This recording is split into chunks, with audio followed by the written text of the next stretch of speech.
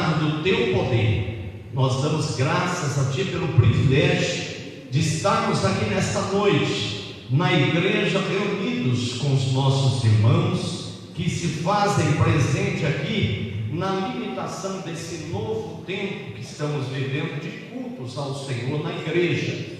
Também aqueles meus irmãos que estão acompanhando esta live. Pai, derrama da Tua graça, do Teu poder, da Tua unção. Tu sabes o desejo do nosso coração, Tu sabes o que está lá no profundo dos nossos corações, o desejo de adorar e bendizer. Senhor, vem com a pessoa gloriosa do Teu Espírito, trazendo a Tua bênção que acrescenta riquezas e não dores. Que o Senhor tome a vida de cada um dos nossos amados irmãos que aqui estão, ó Deus, ou que chegarão no curso desta reunião. Que o Senhor derrame graça. Esta é a semana do 100º orai sem cessar. É o 3º dia, desde o domingo, quando abrimos este orai sem cessar. Que o Senhor nos abençoe até no domingo, quando encerramos com a ceia do Senhor. Que o Senhor nos guarde em nome de Jesus. Amém e graças a Deus. Amém, meus irmãos. Que Deus nos abençoe. Carlos, vamos adorar o Senhor.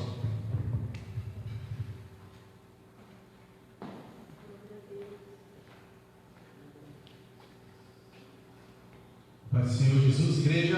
Amém. Amém. Os irmãos que estão nos assistindo na live, também a paz do Senhor Jesus. Que o Senhor nos abençoe. Vamos louvar o Senhor Jesus. Amém.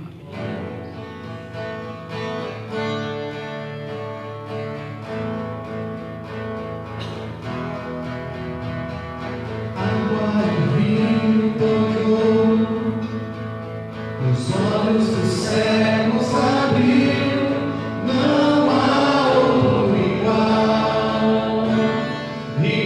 a Deus. Dentro da noite brilhou, das cinzas nos fez ressurgir, não há outro igual a Deus. Deus, Tu és grande, és invencível, elevado de qualquer outro. Tu és a cura, grande poder, nosso Deus, nosso Deus.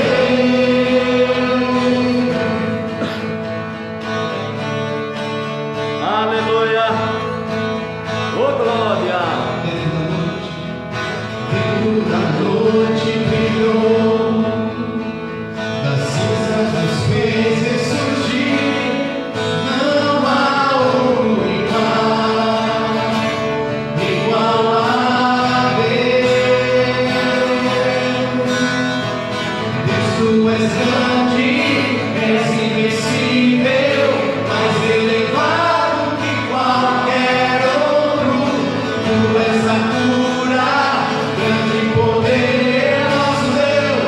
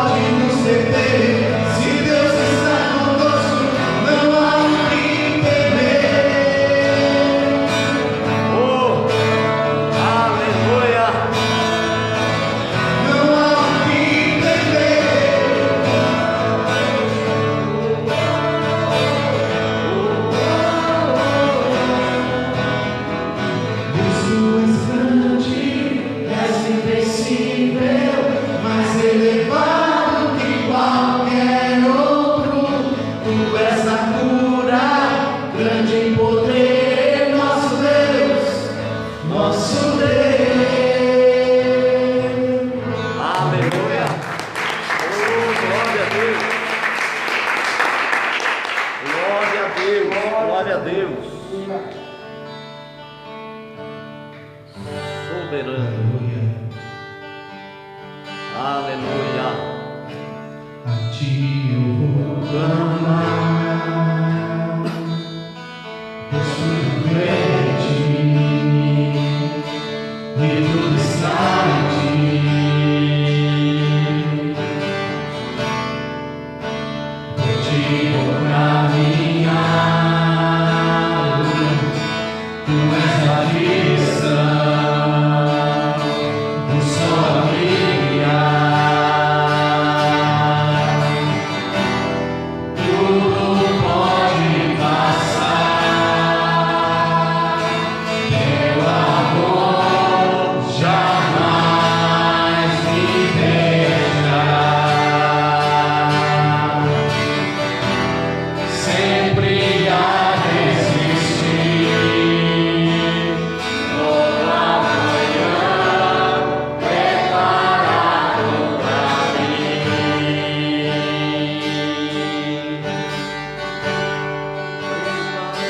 Eu me rendo aos teus pés, és tudo que eu preciso pra viver. Eu me lanço aos teus braços, onde encontro meu refúgio. Aleluia.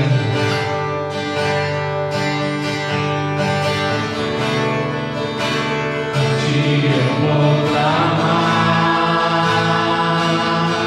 possuo bem de ti, e tudo está em ti. Por ti vou caminhar, tu és a direção, o sol a brilhar. Tudo pode passar, teu amor jamais me deixará. Sempre a resistir, toda manhã preparado pra mim. Preparado pra mim.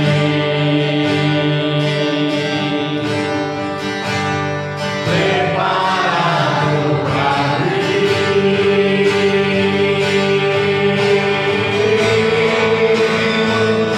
Eu me rendo aos teus pés, és tudo que eu preciso pra viver. Eu me lanço aos teus braços, onde encontro meu refúgio. Nosso refúgio está somente em Jesus.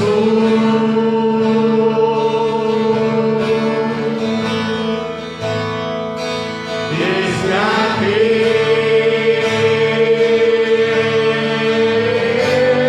Declara esse nome de Jesus. Declara esse nome precioso. O nome que está acima de todo nome. Glória. Jesus.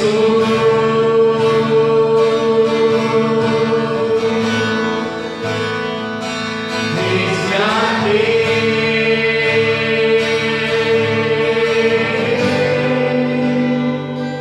Eu me rendo aos teus pés, és tudo que eu preciso pra viver. Eu me lanço aos teus braços, onde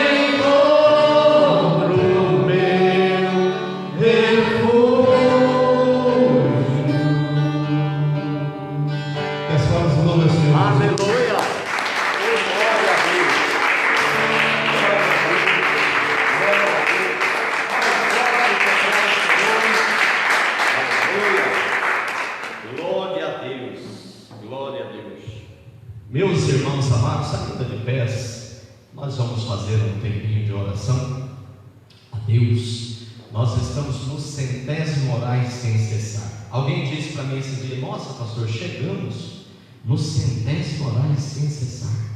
Que bênção, hein? Alguém que acompanhou desde o início, agora não me lembro quem foi. Foi Terezinha do pastor Victor. Disse assim: nossa, nós estávamos aí na igreja, quando eles estavam chegando, nós estávamos lançando esse projeto. Ela falou: já estamos no 100º.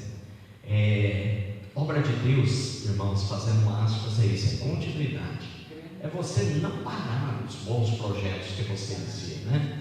Normalmente as pessoas têm tendência, não sendo diferente na igreja, de começar bem e depois não terminar. Vai até o meio, depois desanima, para. Então sonhe, seja ousado pela fé, como é o tema da semana, e avance. Nada de desistir de coisas que glorificam o nome do Senhor e que são bênção para a tua vida. Então não desista de nada, né? Não desista do seu casamento, não desista do seu trabalho, não desista da sua fé. Avance, tenha ousadia para ser um administrador da sua vida, que segundo a palavra de Deus tem valor. O Senhor deixou o céu de glória e habitou na terra por sua causa. Então hoje é o 3º dia depois de domingo, não é? E nós vamos levantar um clamor agora pela família, nesse momento, despertar missões pela família, pela igreja, pela cidade de Montemor, o estado de São Paulo, os estados do Brasil e o Distrito Federal, né? E as nações da terra. Nós vamos orando pelo Brasil, orar por cura, orar pelo estabelecimento da paz nos poderes que governam a nossa nação, que haja equidade, que haja consenso e bom senso, e que nós tenhamos tempo de paz, de bênção e de vitória, também pelas nações, da mesma forma que sejam curados. Repreendemos vírus, Covid, e declaramos com vida no poder do nome de Jesus. Amém? Então todos juntos, você que está em casa agora, por favor, vamos todos orar juntos, levantando esse clamor a Deus. Oremos, irmãos. Pai, na autoridade do teu poder, nós levantamos a nossa voz nesse tempo chamado hoje. É tempo de orar. Paulo declarando aos Tessalonicenses, capítulo 1, primeira carta aos Tessalonicenses, capítulo 5, versículo 17, ele disse: orai sem cessar. É tempo de oração, é tempo de buscar a Deus. A oração agrada o coração do nosso Deus. Tanto é verdade que os discípulos pediram para Jesus: ensina-nos a orar. E nesta noite, unindo nossa fé com os irmãos que aqui estão na igreja, com os irmãos que estão acompanhando esta live, nós buscamos o Senhor, intercedemos pelas famílias da igreja, famílias amadas, famílias de Montemor, nossos irmãos e amigos, aqueles que têm sido acometidos de Covid ou de mais enfermidades. Que o Senhor tenha misericórdia, que o Senhor cure, que o Senhor toque, que o Senhor abençoe. Meu Deus, em nome de Jesus, nós abençoamos a nossa cidade amada, o nosso Montemor, abençoamos o estado de São Paulo, abençoamos demais 25 estados do Brasil, mais o Distrito Federal, nossos 27 estados da nossa Federação Brasileira. Que o Senhor abençoe, que o Senhor guarde,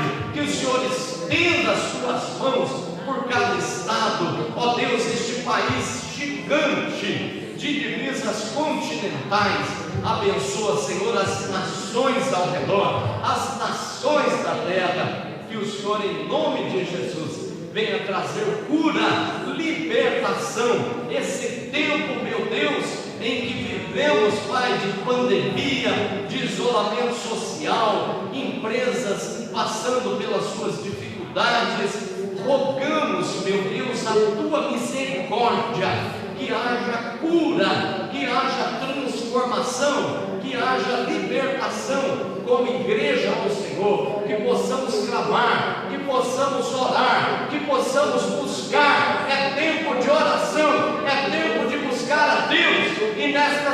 semana, desde o domingo. Ó Deus, nós temos o privilégio de orarmos todos os dias, até no domingo, dia 14, quando encerramos com a ceia do Senhor. Ó Deus, nós estamos orando em nome de Jesus, que o Senhor coloque as tuas mãos de poder, que o Senhor cure, que o Senhor transforme, que o Senhor liberte.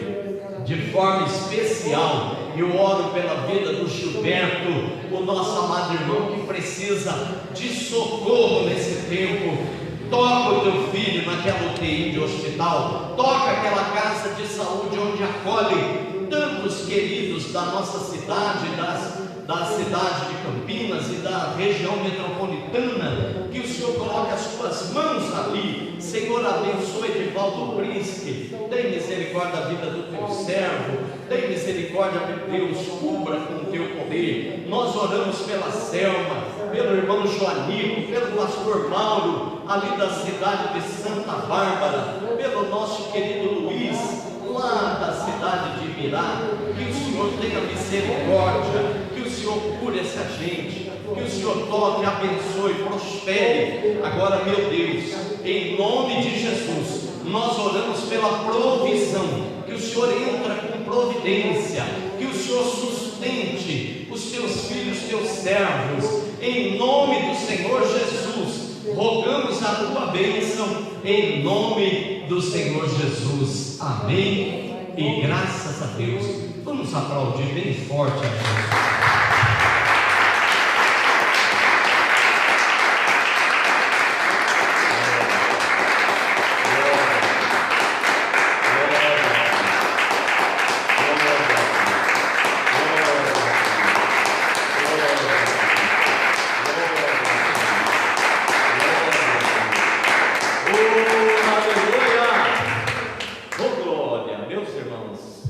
Antes de assentarem-se, por favor, abra a sua Bíblia, segundo livro de Reis.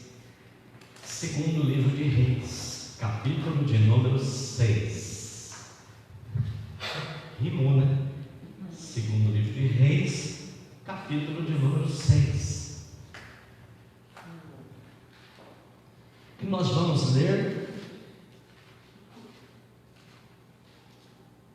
o 4, o 5 e o 6. Amém? Glória a Deus. Todos acharam? Você achou aí na sua casa? Que a paz do Senhor reine em nossos corações e nos abençoe. Deus com certeza tem uma palavra dentro desse tema tão maravilhoso: ousadia pela fé.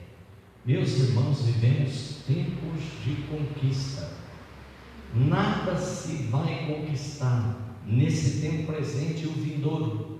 Nunca foi tão fácil conquistar sem estarmos preparados para isso. Mas não vivemos em nenhum tempo da igreja um tempo como esse, anunciado pela Bíblia, na pessoa de Jesus, como princípio das dores.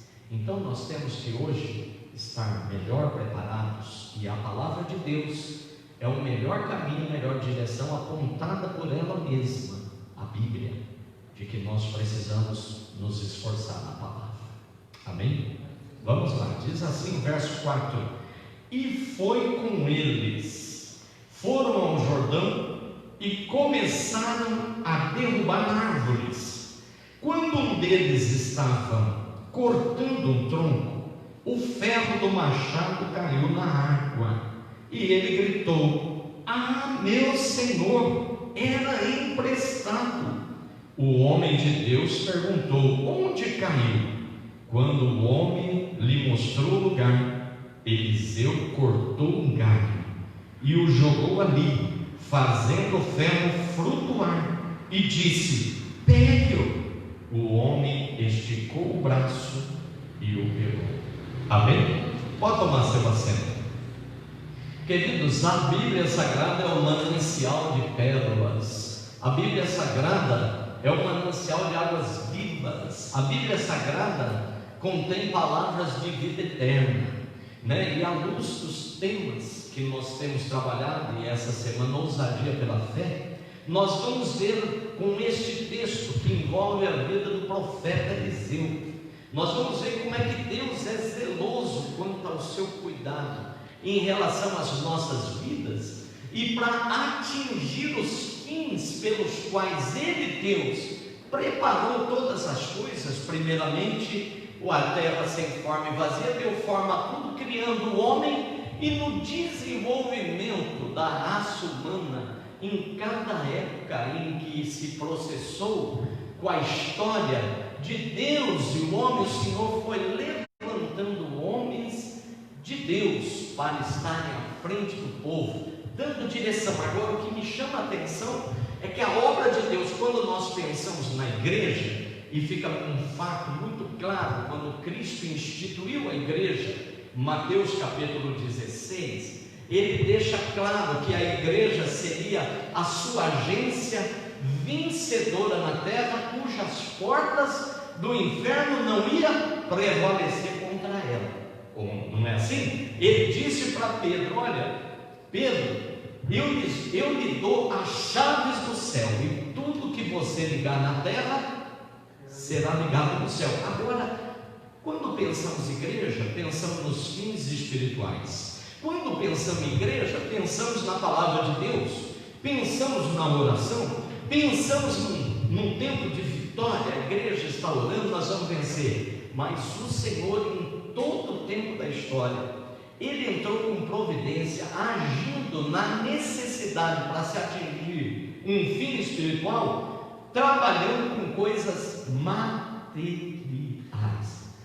O que significa dizer, Deus, Ele tem todo o poder no céu e na terra sobre as nossas vidas, mas também sobre coisas inanimadas. Nós vemos isso claro nesse texto. Mas antes, eu quero fazer uma sinopse dessa palavra, buscando aonde começou esse ministério de Deus com a vida de Eliseu. Se você voltar comigo só um pouquinho a sua Bíblia, lá no capítulo 19 de 1 Reis, volta lá só um pouquinho.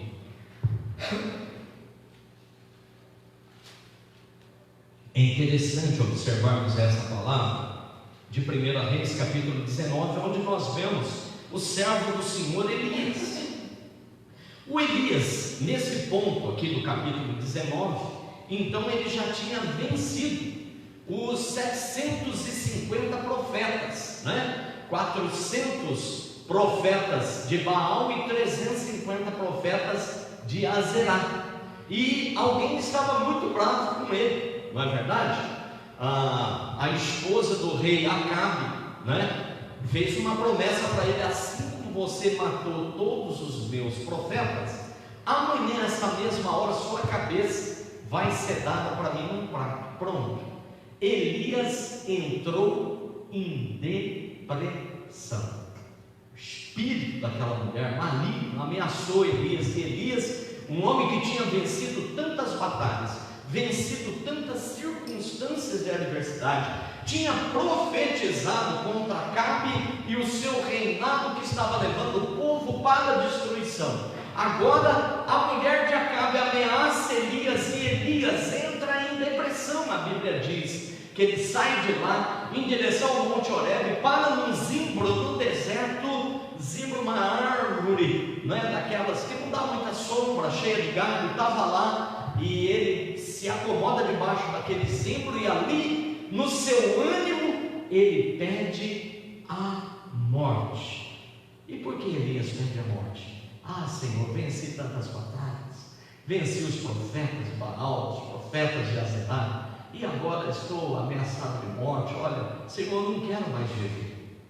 Isso a gente já disse inúmeras vezes. Na verdade, Elias não queria dar cabo na sua vida, não. Elias queria resolver os seus problemas. Simplesmente ele trabalhou fielmente para Deus, cumpriu o ministério profético dele em relação àquele rei que estava oprimindo o povo de Israel, e tinha se desviado, cada um para o seu lugar. Elias chega, coloca a casa em ordem, o altar em ordem, o holocausto em ordem. Deus se manifesta com fogo, Aí você já começa a ver Deus usando as coisas inanimadas para trazer glória para o seu nome. Tudo estava indo bem, mas agora Elias está cansado. Deus aparece para ele. Quando agora Deus pede para que ele vá ao monte, o Monte Horebe, mas no caminho o Senhor pede para ele fazer o seguinte, versículo 15 do capítulo 19. O Senhor lhe disse: volte pelo caminho por onde veio, vá para o deserto de Damasco. Chegando lá, unja Azael como rei da Síria, unja também Jeú, filho de Nimzi, como rei de Israel, unja Eliseu, filho de Safate, de Abel Meolá, para suceder a você como profeta. Que coisa linda, né? Então aqui começa o ministério do profeta Eliseu. Elias vai lá, faz como Deus lhe havia mandado. Agora avança comigo um pouquinho. Já na segunda carta de Reis, no capítulo 2, a partir do versículo 9. Agora, o Eliseu, ele tinha como moço de Elias acompanhado Elias todo esse período. Passava-se um tempo grande aqui e Elias ensinou Eliseu. Aqui começa a primeira escola de profetas do Antigo Testamento, né? A primeira escola teológica, que vai crescer agora no ministério de Eliseu, conforme nós vamos ver lá na palavra do machado que caiu na água e frutuou, né? Mas aqui já começa, Elias ensina Eliseu. Elias traz a Eliseu o conhecimento das coisas de Deus, para que ele pudesse ser um profeta que assumiria o seu lugar. A partir do verso 9, capítulo 2, está escrito assim: depois de atravessar o Jordão, Elias disse a Eliseu: o que posso fazer em seu favor antes que eu seja levado para longe de você? Respondeu Eliseu: faze de mim o principal herdeiro do teu espírito profético. Disse Elias: seu pedido é difícil, mas se você me vir quando eu for separado de você, terá o que pediu, do contrário não será atendido. Agora, queridos, o que me chama a atenção nesta palavra, embora Eliseu já estando servindo Elias nesse período do ministério profético ainda de Elias, sendo Eliseu seu moço, agora Eliseu, ele não titubeia. Ele sabia do poder que havia em Elias, o grande profeta de Deus, e ele falou: eu quero porção dobrada do teu espírito. Dura coisa, né? O Eliseu pediu, mas Elias fez um desafio: se você estiver comigo quando eu for arrebatado dessa terra, então você receberá. E foi o que aconteceu. Após Elias ser arrebatado no carro de fogo, Eliseu pega a sua capa, já começa realizando os milagres, abrindo o rio Jordão. Todos aqueles que estavam lá se renderam a Eliseu, dizendo: Deus verdadeiramente está com o profeta Eliseu. O espírito de Elias repousa sobre ele. Agora volta lá no texto inicial, capítulo 6, segunda carta de Reis. Então nós vamos ver qual é esse poder. Eliseu já tinha feito grandes coisas. A cura de Naamã foi a que mais se destacou nesses capítulos 2 até aqui, especialmente no capítulo 5, conforme pregamos esses dias para trás, a cura de Naamã. Mas aqui nesse capítulo 6 traz a nós à tona 3 coisas importantes observadas na vida daqueles que querem aprender mais do Senhor, serem ousados para aprender, e o que isso vai trazer de benefício enquanto nós andamos com homens e mulheres de Deus. Eu quero abrir uma aspas e dizer: nós vivendo esse tempo, quantas pessoas têm preferido dar atenção às mídias, que na maioria especulativas, que trazem notícias de destruição, de morte, e as pessoas ficam alimentando a sua mente, a sua alma, o seu espírito com aquelas questões, ao invés de investirem seu tempo, queridos, lendo a Bíblia, orando, assistindo bons filmes. Ah, pastor, mas a gente precisa estar por dentro, querido. Tudo que você precisa saber, você tem informação aqui na sua cidade pelo seu celular. É rápido. Quem aqui não assiste televisão e está plenamente informado de tudo que está acontecendo? Todos nós. Hoje no Palm Top aí, no seu celular, você tem tudo que você precisa. Agora, quando nós queremos assistir essas mídias especulativas, então nós ferimos nossa alma, nosso espírito.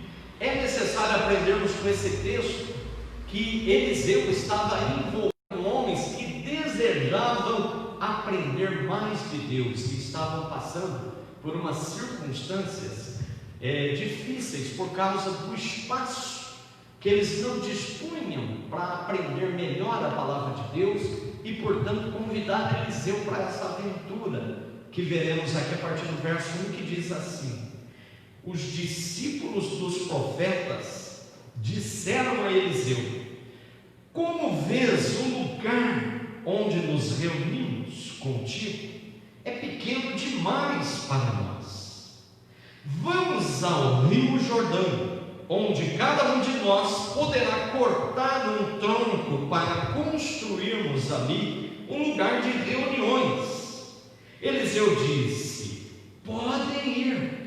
Então um deles perguntou: não gostarias de ir com os teus servos? Sim, ele respondeu, e foi com eles. Agora, eu fico impressionado com a cena que está destacada aqui nesses primeiros 3 versículos. Nós vemos que a primeira escola de profetas, a primeira escola teológica que a Bíblia menciona, está aqui em expansão. Eliseu aprendeu com Elias, agora Eliseu está ensinando alguns jovens filhos de profetas, acerca da palavra de Deus, para que esse ministério seja expandido. Tinha já tantos alunos que o local onde eles estavam era pequeno. Eu já começo a aprender uma lição preciosa da ousadia pela fé.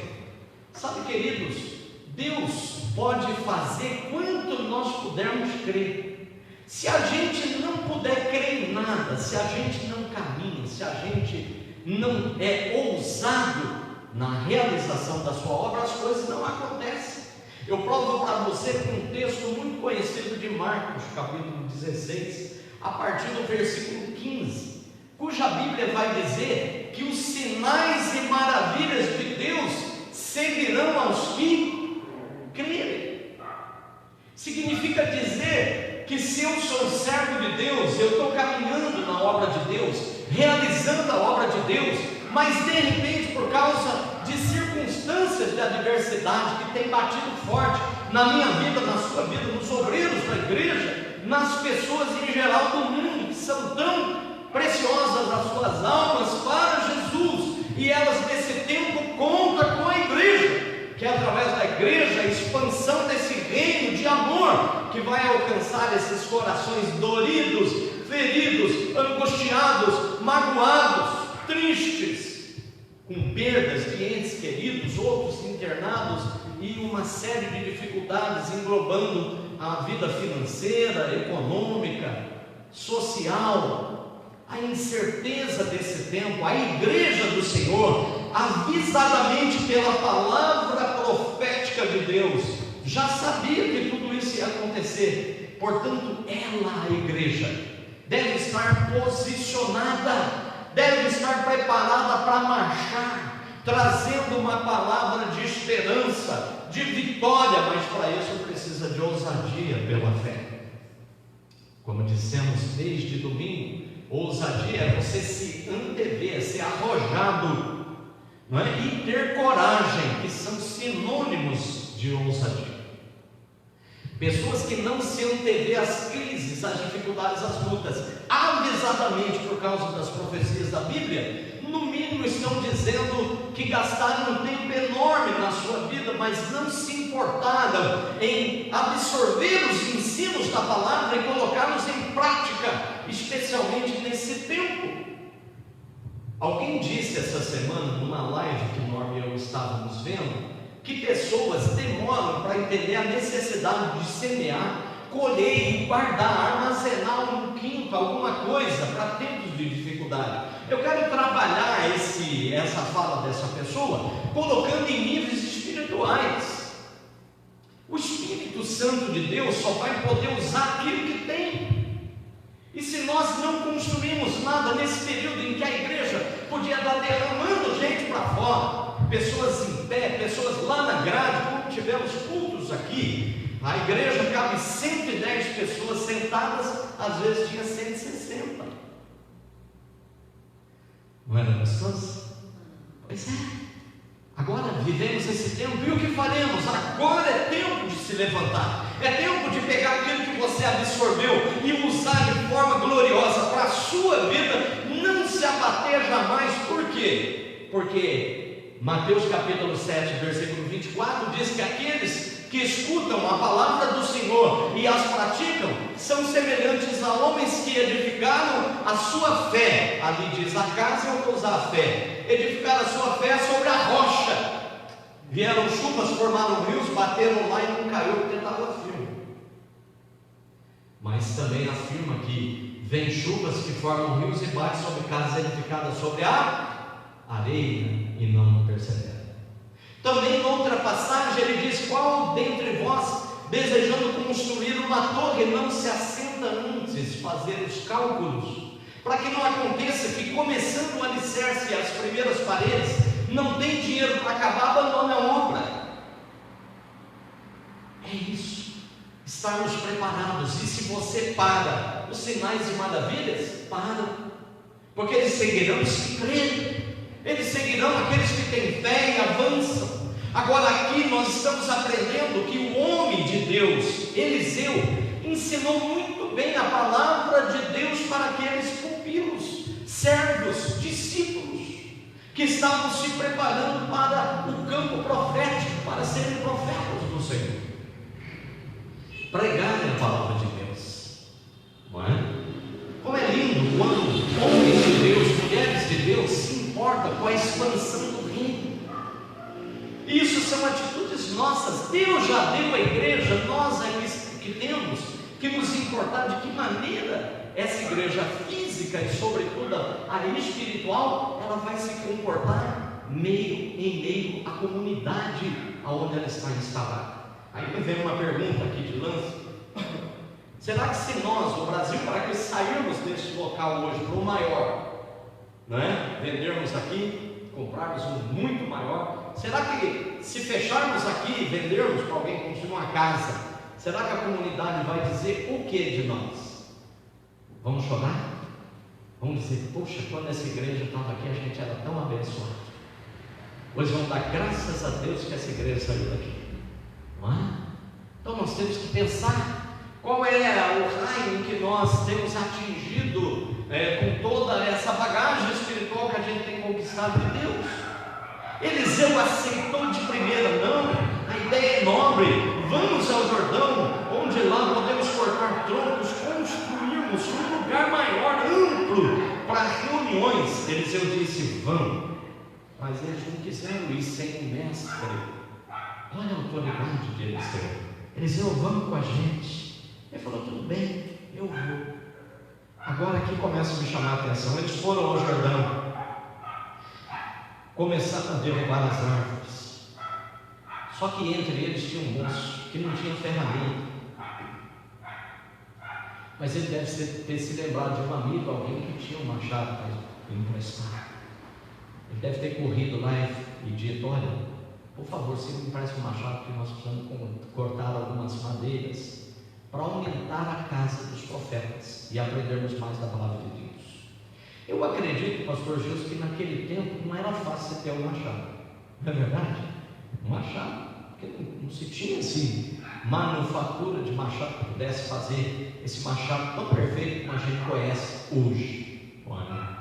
Então, ter um machado naquele tempo, eu acredito que era um artigo de luxo. Talvez a pessoa que emprestou esse machado para o menino deve ter dito assim: olha, eu vou te emprestar, mas pelo amor de Deus, toma cuidado com o meu machado, não pode ficar tranquilo. Ele pode. Ele pegou o machado, foi com os outros. Aí a Bíblia Está dizendo no verso 5: quando um deles estava cortando um tronco, o ferro do machado caiu na água, e ele gritou: ah, meu Senhor, era emprestado.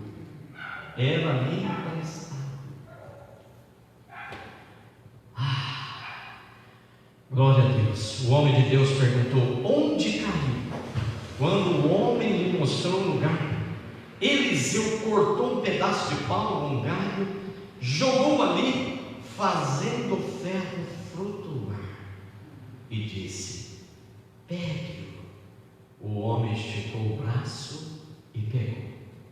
Agora eu pergunto para você: humanamente impossível um ferro, a cabeça do machado afundada no lago, agora você joga um galho lá e o ferro flutua. É impossível isso, é um milagre de Deus. Agora, essa mensagem está transmitindo para nós que quando você tem ousadia, você é arrojado, tem coragem, pela fé, que é certeza das coisas que planejamos, prova daquilo que não se vê. Quando você é arrojado, corajoso e age com fé no reino de Deus, o Senhor conspira para que todas as coisas caminhem de encontro com as suas melhores expectativas. Ou seja, Deus age no plano físico, material, para que as coisas caminhem. Aqui mesmo nós temos um exemplo disso. Nós tínhamos uma sala feia aqui, onde eu estou, cercada com uma paredinha feia também. Aqui era cheio de barata, quem se lembra? Lugar todo cheio de fio, acabado, feio, que quem olhava nunca acreditava que pudesse. Aí Deus fez os seus milagres, Deus abençoou a obra de Deus com os recursos que os irmãos foram abençoados. Está aqui. Depois outros chegaram, doaram essa parte, outros chegaram, colocaram lâmpada enorme. Eu voltando de São Paulo um dia tão empolgado para ver a lâmpada, ficamos de frente aqui, chegamos a botar a mão aqui e acendemos a luz, ficamos olhando para a lâmpada. Não foi, Marlon? Aí quando de repente a Marlon falou: bem, esse púlpito, a gente não tinha visto o púlpito. Então é isso, meu irmão, é isso. Guardadas as devidas proporções, o que aconteceu com o machado é o que aconteceu aqui, é o que acontece na maior parte da obra de Deus, quando se tem gente ousada, com desejo de abençoar almas, com desejo de abençoar pessoas. Sabe, queridos, vocês que estão aqui, que estão na live aí, eu quero mencionar sobre isso, porque é importante. Nunca vocês viram desde o início dessa pandemia a gente nos cultos de 1 hora na igreja falar sobre dízimo e oferta. Mas no domingo nós vamos orar por esses irmãos tão fiéis a Deus, porque a igreja já foi ensinada, ao contrário do que muitos pensam. Os pastores são ávidos por voltarem às reuniões porque eles querem o dízimo do povo. Isso não é verdade. Ou não é 100% verdade. Toda regra tem sempre as suas exceções, mas não aqui no Brasil para Cristo. Uma igreja expandida para 3.000 templos no Brasil, mais 26 países com mais de 240 missionários locados em tantos lugares do mundo. Uma igreja que ganha almas para Jesus, abençoada e abençoadora. Mas de qualquer maneira, o que tem que se perceber aqui à luz do texto é que o Senhor sempre vai arrumar uma forma de que o ministério se expanda, e para isso Ele vai agir no meio físico. Olha, Eliseu foi usado e ousado de uma maneira sobrenatural. Ele lança um galho, ficou todo mundo olhando, desconfiado, mas de repente começou lá uma bolinha, 2 bolinhas, e o negócio começou a ferver lá. E aí apareceu o cabo do machado. E aí o que o Eliseu diz? Pegue-o. Simples assim. O homem esticou o braço e pegou. Certa oportunidade ele estava lá em Florianópolis, Camargo, e o irmão dela mora num lugar maravilhoso, e o fundo é praia, quando ainda morava lá no outro endereço, e é um bairro de pescadores. O local é ali da Marinha, e o local de pescadores. E um pescador amigo do meu cunhado foi pescar, voltando com o barquinho cheio, e o tempo estava muito nublado, e neblinando, e aquele barquinho vinha assim. Ele parou mais ou menos 200 metros dali da praia onde estávamos, limpou os peixes, a rede, e quando ele foi jogar os restos dos peixes para os pássaros, as gaivotas comerem, que é comum ali, o que ele jogou junto? O facão. Agora ele gritou lá: Marcos, seu Marcos, eu joguei o facão que era do meu pai, um cabo de osso, muito bonito.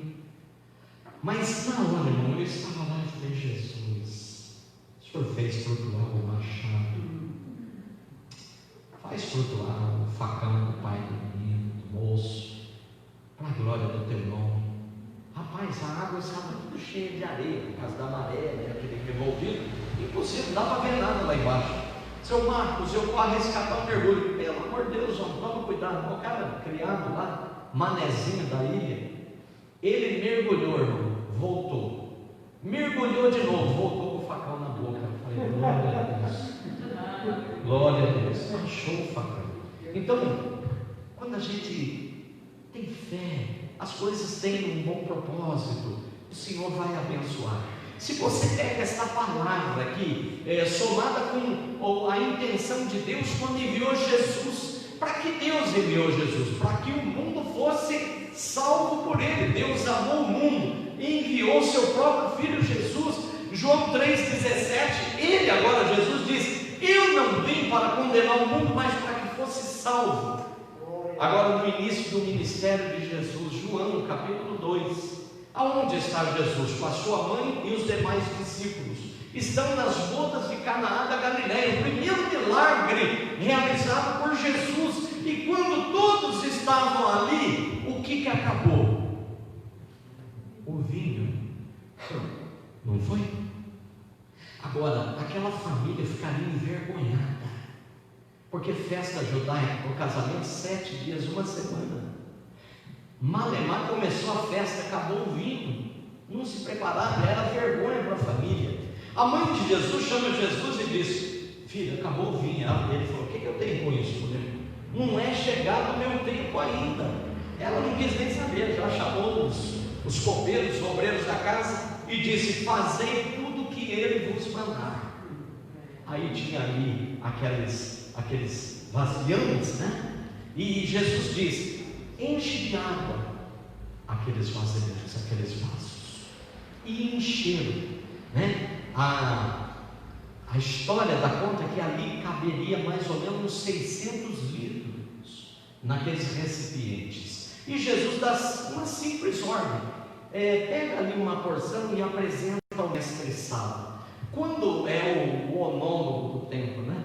Quando a pessoa pega ali e leva para o mestre Sala, quando ele prova, ele diz assim: que é isso? Normalmente se oferece o vinho bom primeiro, e quando está todo mundo já cheio de vinho, aí libera o vinho ruim, ficou 7 dias, mas aqui deixou-se o melhor para o final. O que aconteceu com o machado flutuando e agora com essas questões? O que teria o reino de Deus a ver com vinho? Multiplicar vinho ou transformar água em vinho para que uma festa comum em Israel ficasse feliz? Tem tudo a ver. Jesus está anunciando profeticamente: eu sou o melhor, que ficou para o final, porque depois de Jesus, o cumprimento das profecias, o Apocalipse, a escatologia e o fim dos tempos, o melhor de Deus em Jesus. O melhor de Deus já veio para todos nós, o Senhor Jesus.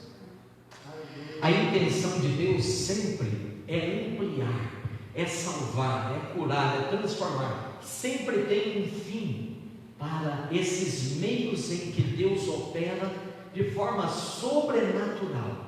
Quando Ele transforma a água em vinho, Ele está dizendo para aquelas pessoas: olha, a festa estava muito boa, mas faltava perfeita alegria.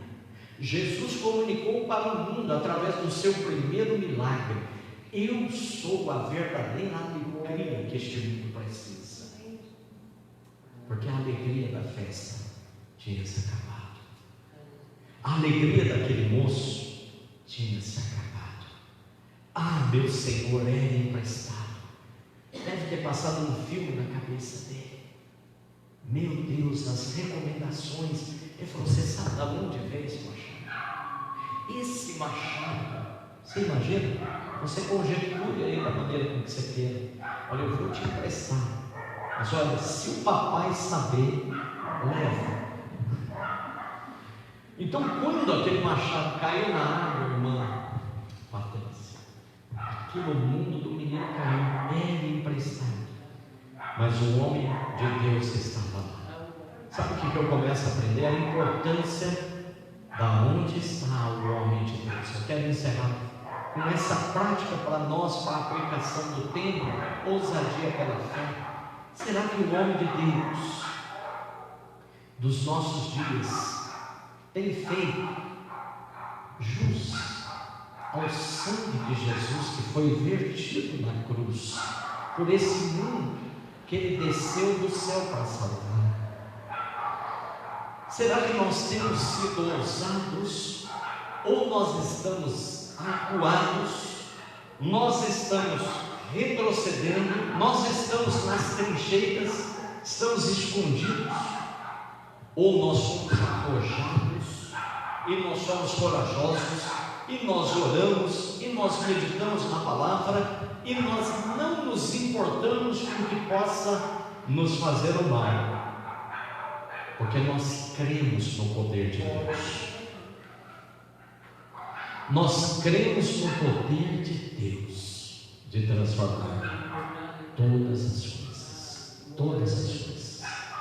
Eliseu faz flutuar o ferro, o menino pega, eles concluem a obra, tudo fica bem. A primeira escola de profetas, uma bênção, e a coisa caminha, a obra de Deus caminha, cresce. Chegou nos dias de Jesus, chegou nos nossos dias um tema poderoso como esse, para que você se levante no poder que há no nome de Jesus, para que você saia daqui hoje confiante. Você que está na sua casa, tenha fé, meu irmão.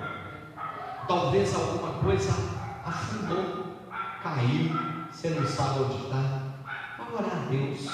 Norminha tem duas coisas que acontecem com a Norminha. Primeiro, quando ela perde as coisas, a primeira coisa é chorar.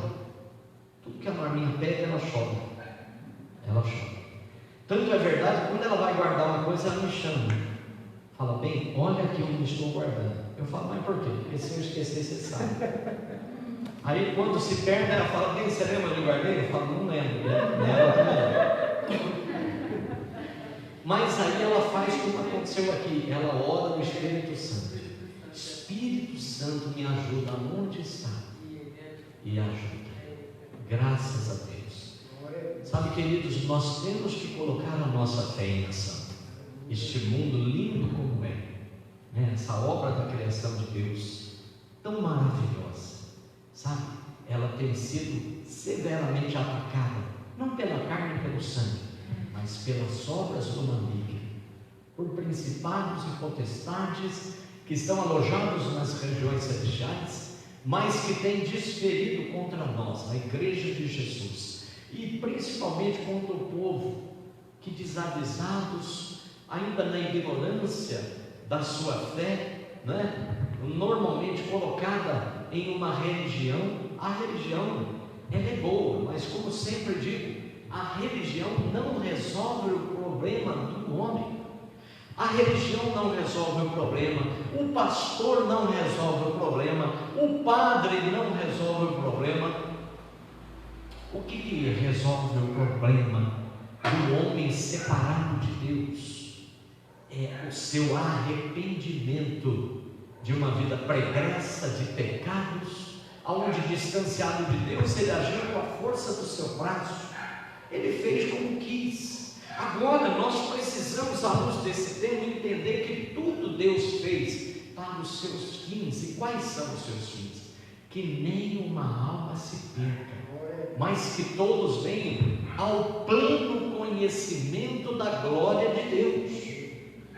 Então, você que está do outro lado ouvindo esta palavra, e meus irmãos aqui, vocês devem concordar comigo, que mesmo como diz a palavra de Jesus quando ele fala: aquele pois que quiser vir após mim, o que tem que fazer? Negue-se a si mesmo, não é verdade? Negue-se a si mesmo, tome a cada dia a sua cruz e me segue. Isso é uma missão para quem é ousado. Mas para aquele jovem rico, ali do Mateus, no capítulo 19, a parábola do jovem rico, aquele jovem, ele tinha dinheiro, ele tinha posses, ele era um príncipe. Jesus sabia que ele era um príncipe e ele absolutamente poderia, ainda que quisesse desfazer-se dos seus bens. Ele era um príncipe, não poderia. Há uma implicância no reino. Aquele era príncipe. Mas Jesus testa o teu coração e depois de dizer: faça assim, assim, ele disse: isso eu já faço desde a minha mocidade, mas eu quero mais, eu quero o reino de Deus. Jesus disse: então falta-te uma coisa, vende tudo que você tem. O que Jesus está dizendo para ele no original dessa palavra? Está dizendo: olha, filho, muda tudo, coloque agora o seu coração aonde está o seu tesouro. Então, já que você quer o reino de Deus, coloque o seu coração lá, porque aonde estiver o seu coração, aonde estiver o seu tesouro, ali estará o seu coração. E o jovem falou: mas eu tenho tantos bens, e não aprovou aquela palavra de Jesus, e saiu triste. E Jesus então diz para os seus discípulos: é mais fácil um camelo passar por um fundo de uma agulha do que um rico entrar no reino de Deus. Aí entra a ação de Pedro: Senhor, e nós que temos deixado tudo para te seguir? E Jesus disse para Pedro: olha, não tem ninguém que, tendo deixado tudo por amor de mim e do meu reino, que não ganhará nesta vida 100 vezes tanto, com tribulação, e no final da sua jornada, a vida eterna. Então, meus queridos, talvez você já está percebendo alguma coisa, né? Eu quero encerrar com essa visão dentro disso que estamos falando. A pessoa não tem nada, ela compra um terreno, ela não tem nada lá, não tem muro, não tem nada, um terreno maravilhoso, grande. Aí ela lança os alicerces, levanta o muro, constrói uma bela casa faraônica, termina a pintura, a parte de gesso, o acabamento, fica tudo lindo, colocou os portões, pronto, o medo entra no seu coração. É isso, querido pastor Jesus? Entra, né, Carlos? Os policiais da igreja, entra no coração. Aí o que faz? Coloca cerca elétrica, coloca câmeras, né? Tem medo de sair na rua, quando vai sair, fica olhando para as câmeras: será que não vai ter perigo? Uma vida de insegurança. Será que Deus quer isso para nós? Esse é o plano. Portanto, num tempo como esse aqui, o que nós passamos a perceber? A maior das conquistas é o reino de Deus. Amém ou não? A maior conquista de um homem é quando ele pode dobrar o seu joelho e se render. Diga-se de passagem, quando eu digo dobrar o joelho, é dobrar o coração. Às vezes você não pode dobrar o seu joelho, não é? Dobre o seu coração na presença. Isso é dobrar o joelho, é dobrar, é se dobrar, na missão de se curvar, de se render ao Todo-Poderoso e colocar poder em sua vida. Amém, Jesus? Então, que Deus abençoe esta palavra no seu coração. Olha, seja ousado na fé, caminhe forte. Deus vai te usar dentro dos propósitos que tem para trabalhar coisas tremendas na sua, na minha, na nossa vida, para a glória do nome dele. Vamos nos colocar de pé. Queridos, quero convidá-los todos para orar. Quero convidá-los todos para orar nesse tempo. Glória a Deus. Amado Deus eterno Pai, nós te louvamos pelo privilégio de servir e de amar. Obrigado pelo sangue de Jesus vertido na cruz. Obrigado pela salvação eterna. Obrigado pelos ministérios da igreja e por causa da igreja que levanta homens e mulheres cheios do teu Espírito para trabalharem com este mundo que caminha a passos largos para a destruição e a morte. Precisa olhar para a igreja e ver homens ousados, cheios do Espírito Santo, de oração, que pregam o que vivem e vivem do que pregam, Senhor, e são honestos na colocação das suas palavras, porque eles colocam o reino de Deus à disposição dessas pessoas, com as portas abertas para acolhê-los nas regiões celestiais. Papai querido, em nome de Jesus, eu quero abençoar esta noite de terça-feira, quero abençoar meus irmãos, as famílias de Montemor, do Brasil e das nações. Que o Senhor tenha misericórdia de nós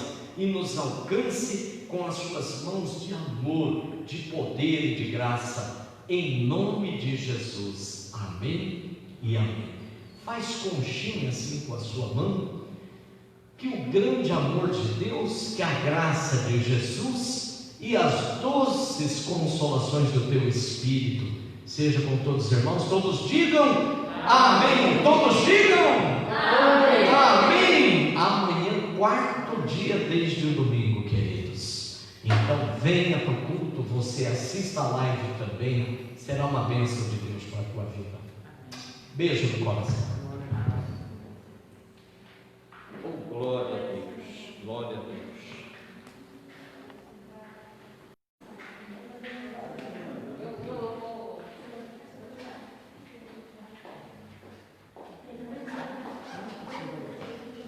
Lá, Sarinha, operar aqui os milagres da maravilha.